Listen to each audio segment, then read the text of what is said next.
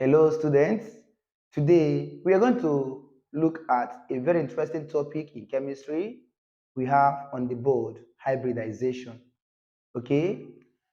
Hybridization here in chemistry is defined as mixing of different orbitals of different energy level to obtain a new set of orbitals at the same energy level. Okay? First of all, what is orbital? What is orbital? Orbital is the part of the shell where electrons are most likely to be found. Orbital is the part of the shell where electrons are most likely to be found. If you look at an atom contains two atomic particles, which are the nucleus and shell.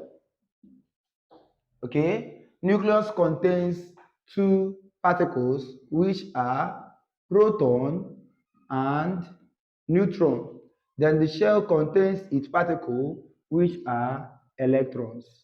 Okay, the nucleus and the shell here are the atomic particles, which contains the subatomic particles, which are proton, neutron, and electron.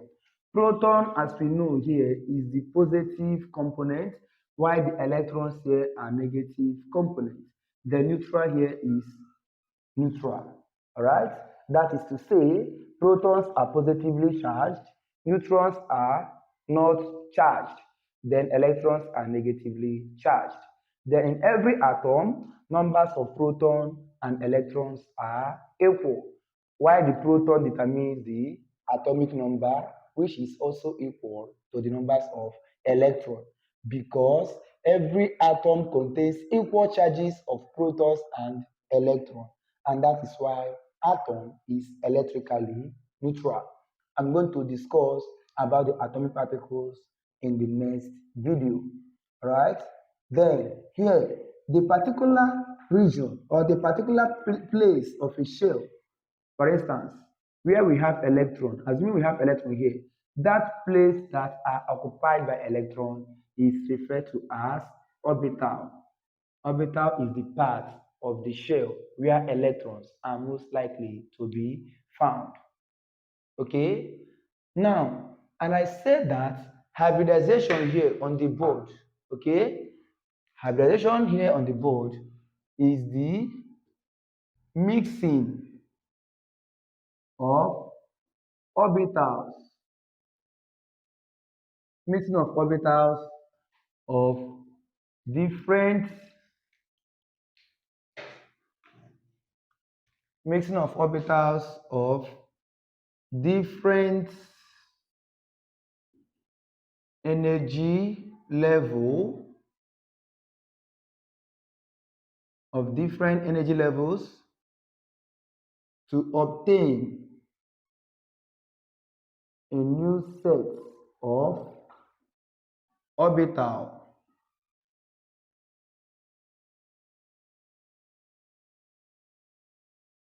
A new set of orbital, or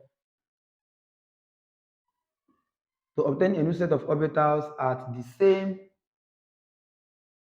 energy level. All right? Hybridization is the mixing of different orbitals of different energy levels to obtain a new set of orbitals at the same energy level. I said mixing of orbitals. What are the orbitals we have here? We have the s orbital, we have the p orbital, we have the d orbital, and we have the f orbital. All right? Here, the orbitals we're going to mix in this video is s and p orbital. All right? We are going to mix the s orbitals and the p orbitals. All right? Now, I want you to understand that One of the importance of this hybridization is that hybridization helps us to understand, to examine, all right, the structure, the shape of a compound. All right. Now, I would like you to understand that all diatomic molecule, all diatomic molecules, they are linear in shape. Diatomic molecules like hydrogen, fluorine, chlorine, bromine, iodine, hydrochloric acid, carbon monoxide, then oxygen. Okay? Alright. All these are diatomic. Their shape is linear shape. Then carbon dioxide is not diatomic, but the shape is linear. Alright? Then, for instance, here we have carbon dioxide is triatomic, water is triatomic. Then ammonia is polyatomic or tetraatomic because it's more than 2 and more than 3. Carbon dioxide here is linear shape. It's linear shape. Alright? Then water here is V shaped. Okay? Or you can say water is bent. Water is V shaped or bent. Then ammonia is triagonal shape. Now, the carbon atom with the smaller number of atoms is the one that will be in the center. We are trying to look at how the shape is determined. For you to write the structure of this molecule, the carbon atom with the smaller number of atoms is the one that is going to be in the center, right? For example, look at the shape of carbon dioxide. We have oxygen, we have carbon, we have oxygen. Then they are bonded like this. You see the shape here is linear shape. Okay, the carbon here is the one with the least number of atoms. That's why it's in the center, bonding with 2 oxygen. All right, then water here is V shape. Look at the shape of water. We have oxygen here in the center, bonding with hydrogen, which are positively charged here, and here is negative. And that is why water is a polar solvent. Okay, water is a polar solvent. It has one end to be positive and the other end to be negative. Then ammonia is like this. We have the nitrogen with the least number of atoms in the center, bonding with hydrogen. Yeah, hydrogen and hydrogen. All right. Then ammonia is triagonal shape. Do you understand? But here in this video, I want us to talk basically those organic compounds. We're going to look at those organic compounds, the type of hybridization they have, and their shape, then the bonding angles. All right? Now, let's dive in. Like I said that we have sp orbitals that we're going to mix together. All right? Then here is the s orbital. Here is the p orbital, which are going to mix together to form a new set of orbitals at the same energy level. All right? Then here we have 3 types of hybridization.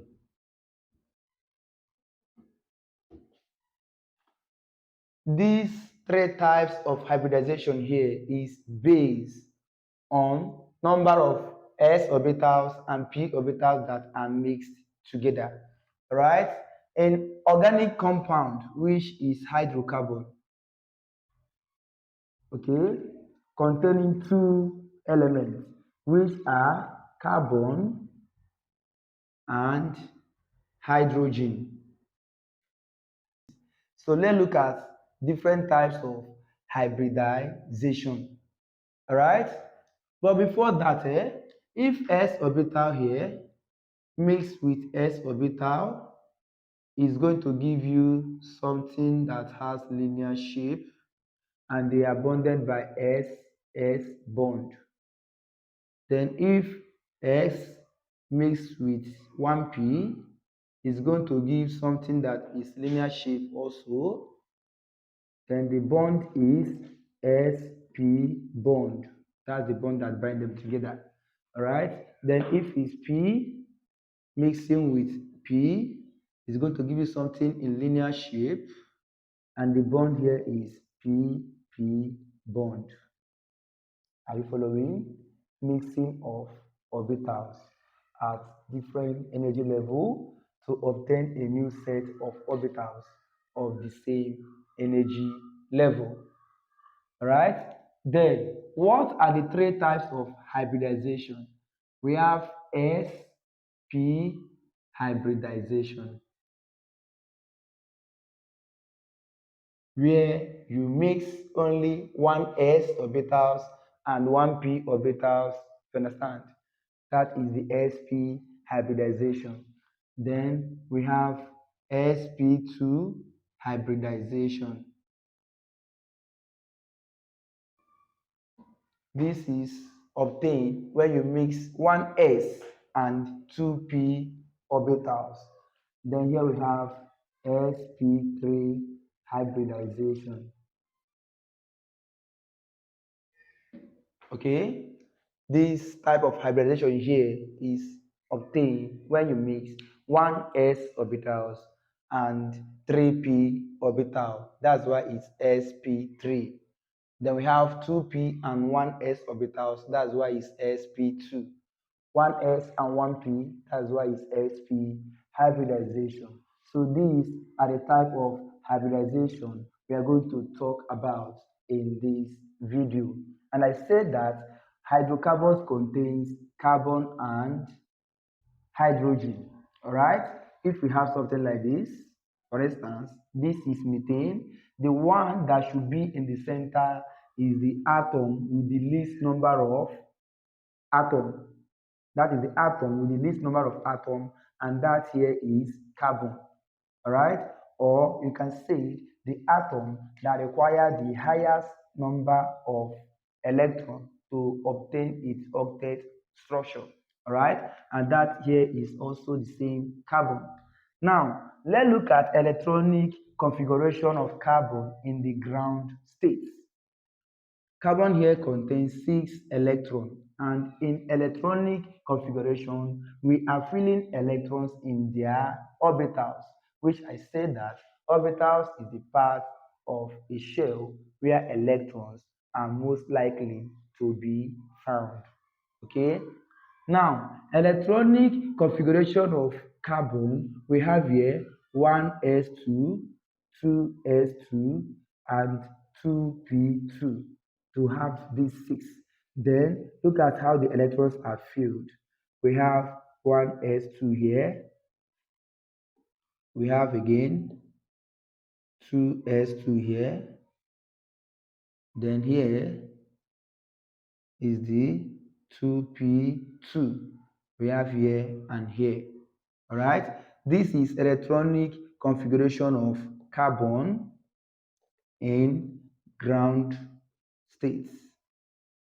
Electronic configuration of carbon in their ground state. Now, during this hybridization, we need to promote one electron from the 2s orbitals, which is the lower energy level, to the higher energy level of 2p orbitals. All right. Now, if we do that here, for carbon that has 6 electrons, as we know, we have here, we're going to have it like this: 1s2, 2s1, and 2p3. All right. The configuration here is the 1s2 up and down spinning.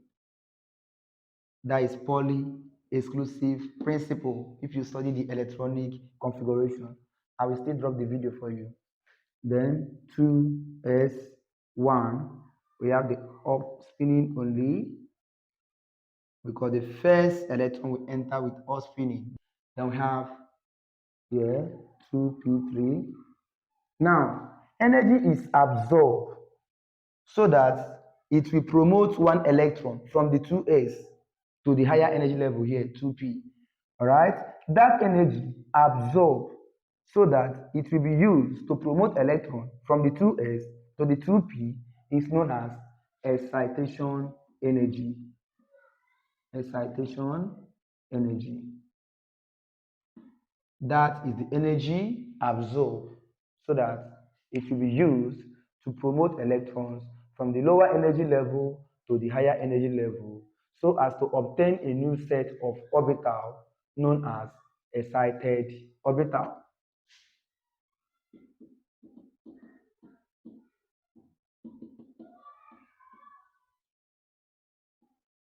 Okay, after the electrons have been promoted, we are going to obtain a new set of orbitals, and this orbital here is known as excited orbitals, and they are going to be at the same energy level.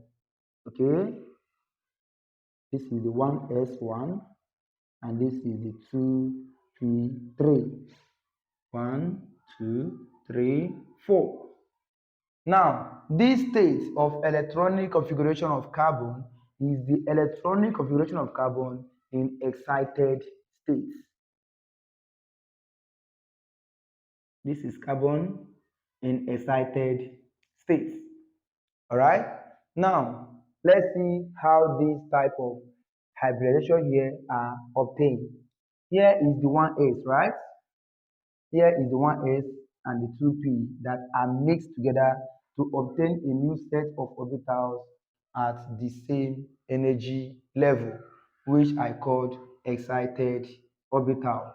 Now, during this electronic configuration, I think I have to wipe the board. All right.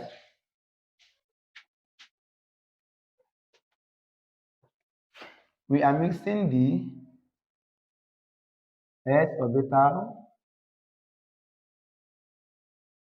and the p orbital. Now, if you mix the 1s and the 3p, 1s and the 3p, okay, it's going to give you sp3 hybridization.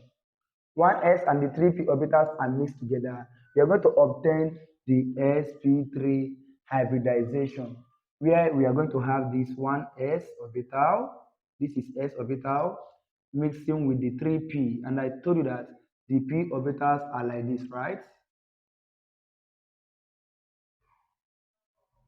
All right, these are the p orbital. If one s orbital mixes with the 3p orbitals, okay, it's going to give us something in this shape.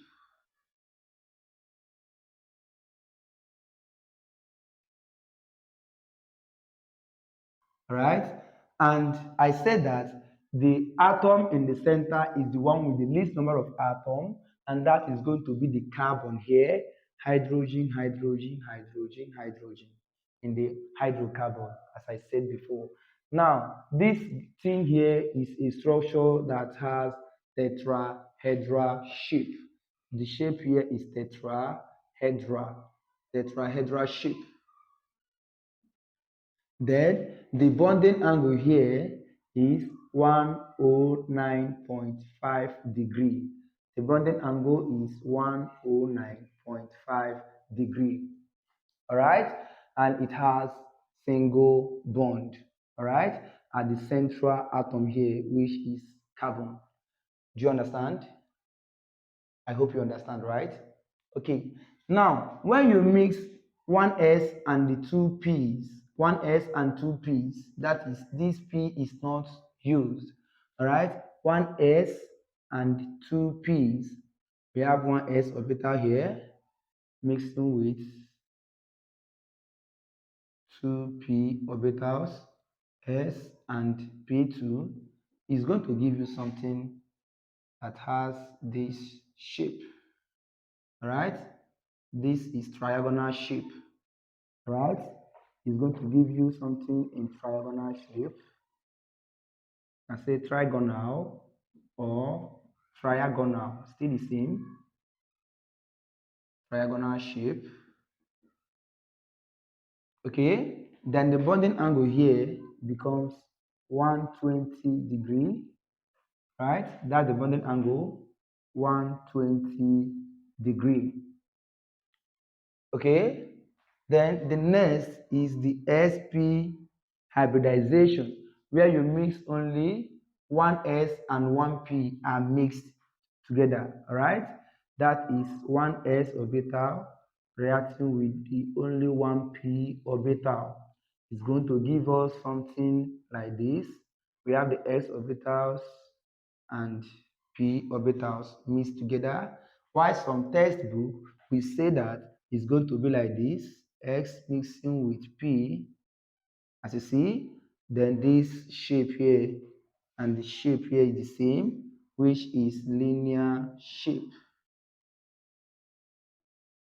and that is linear shape. And here is the bonding angle here, which is 180 degree. The bonding angle here is 180 degree.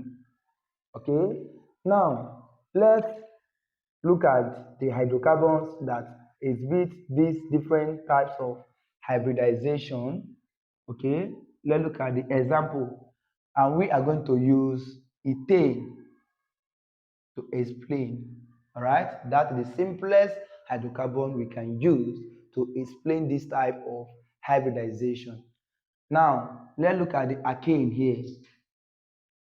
Alkane, for instance, is the one that undergoes sp3 hybridization.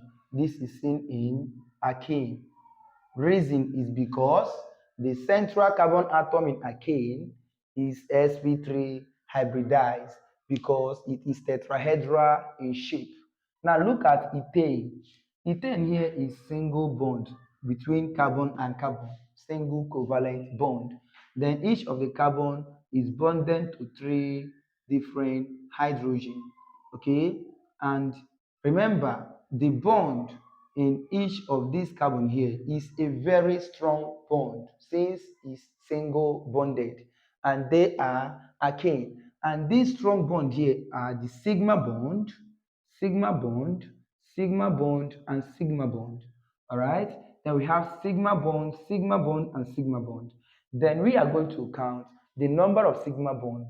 Okay, if the sigma bond is at both four sides, all right, that means the shape is tetrahedral, all right, because it is the carbon in the center based on how they are bonded that determines the shape of the compound. All right, this is the central carbon atom bonding to this 1, 2, 3, and 4. That is why it is tetrahedral shape. And here, this carbon atom here is bonded to 1, 2, 3, and 4. All of the bond are sigma bond, right? They are less reactive because it's a very strong bond. I will explain that in details by the time I will start to explain the hydrocarbon, organic compound, and different homologous series. So here, this compound here is ethane. Ethane is single bonded with sigma bond, all right? Then the shape is tetrahedral with the bonding angle of 109.5 degree. All right, this is ethane.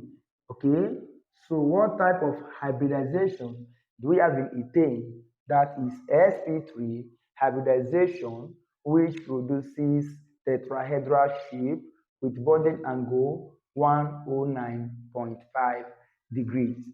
Then the next we are going to look at is alkene. Alkene is the one that exhibits sp2 hybridized. Now let's see how that is possible. Okay, then alkene here has double bond between carbon and carbon. One is sigma bond, the other is pi bond. All right, here is hydrogen, here is hydrogen, hydrogen, and hydrogen. And remember, I said that what determines the shape is the sigma bond, which is the strong bond, not the pi bond that is weak. All right, because the pi bond is weak, that is why alkene here are more reactive than alkane, all right, because they can easily lose this bond and bind with another entity, which we refer to as addition reaction. They can easily bind to react with something else, all right. But what determines the shape here in hybridization is the sigma bond. Now let's count the sigma bond around the central carbon atom. Here is 1 sigma bond, 2 sigma bond, and the 3 sigma bond, all right, bonding to 3 entities. And here the shape is triagonal, all right. The central carbon atom here bonding to 1, 2, 3. The shape is triagonal with the bonding angle 120 degree. Okay, so ethene, this is ethene with the double bond. Ethene is sp2 hybridized. Remember, all homologous series of alkene undergoes sp2 hybridization, while all the homologous series of alkane undergoes sp3 hybridization, and that is determined by the shape and the bonding angles. Then the last here on the board, alkyne is the one with the triple bond between carbon and carbon. Okay, remember I said that what we count here is the strong sigma bond and not the pi bond. Here in alkyne, the compound here is ethyne, right? Here is ethyne. Now we have pi bond here, another pi bond here, the 1 sigma bond. All right. What we count is sigma bond and not the pi bond, because pi bond is a very weak bond, and that is unhybridized bond and don't determine the shape of a compound. Now we count off the pi and consider the sigma bond with the sigma bond and the sigma bond. If you look at the compound, it is linear shape regarding the sigma bond with the bonding angle 180 degree. All right. So to cut this short, all alkane undergo sp3 hybridization with the bonding angle 109.5 degree with the shape tetrahedral shape, while the sp2 hybridization here is seen in alkene, which has triagonal shape with the bonding angle 120 degree.